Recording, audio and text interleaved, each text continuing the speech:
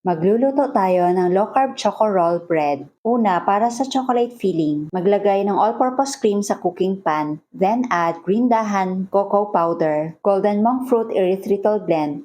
Pagkatapos, haluin ng maigi. Kailangan ma-achieve natin ang very thick consistency. Off yung apoy, then add butter. Then let it cool. Ngayon, gagawa tayo ng dough.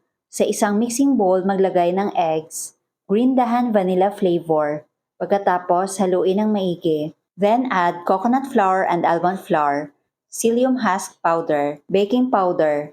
Then add egg white. Pagkatapos, haluin ng maigi. Sa isang separate bowl, maglagay ng hot water. Then add green dahan yeast and golden monk fruit erythritol blend. Let it rest for a few minutes. Pagkatapos, ihalo sa flour mixture. Then knead for about 2 minutes. At cover lang po natin ito ng cloth for about 15 minutes. After 15 minutes, ilagay po natin sa gitna ng dalawang parchment paper, then spread using rolling pin. At ngayon, maglagay na tayo ng chocolate filling. By the way, ang list of ingredients ay ilalagay ko sa last part ng video na ito. Pantayin lang po ng maigi yung filling, then slowly roll. Ngayon, prepare natin yung baking pan. Nag-spray lang ako ng coconut oil para hindi dumikit. At cut po natin yung dough gamit ang dental floss. Press lang po natin konti ang mga edges para medyo nakausli po yung mid part. Then repeat the procedure hanggang sa maubos yung dough.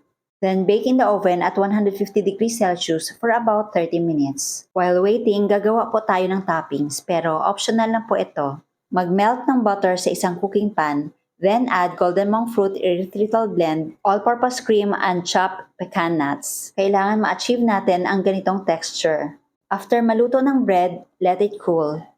At tanggalin sa molder. At ngayon, mag-plating na tayo.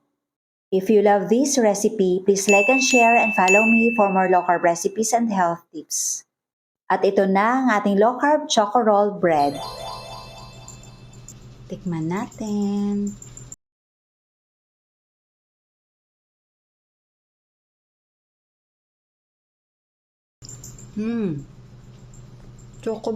Chocolatey. Sobrang sarap. You must try this.